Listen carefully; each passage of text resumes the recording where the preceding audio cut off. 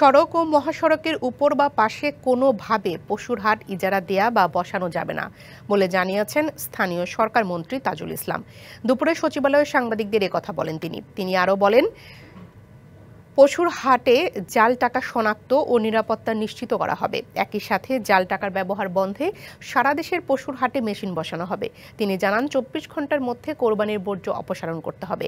ঈদের পরের দিন সূর্যোদয়ের আগেই কোরবানির সমস্ত বর্জ্য অপসারণ করতে হবে বলেও জানান মন্ত্রী। প্রয়োজনে মোবাইল কোর্ট পরিচালনার মাধ্যমে তা নিশ্চিত করতে হবে। এ সময় চামড়া ব্যবস্থাপনা নিয়ে শিল্প মন্ত্রণালয়ের প্রস্তুতি নিয়ে ক্ষোভ প্রকাশ করেন স্থানীয় সরকার মন্ত্রী।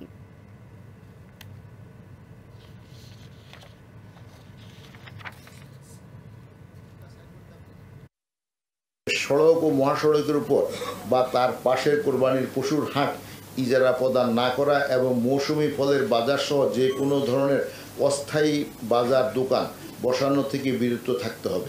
এই নির্দেশনা অমান্যকারীদের বিরুদ্ধে মোবাইল কোর্টের মাধ্যমে যথাযথ আইনগত ব্যবস্থা গ্রহণ করতে হবে।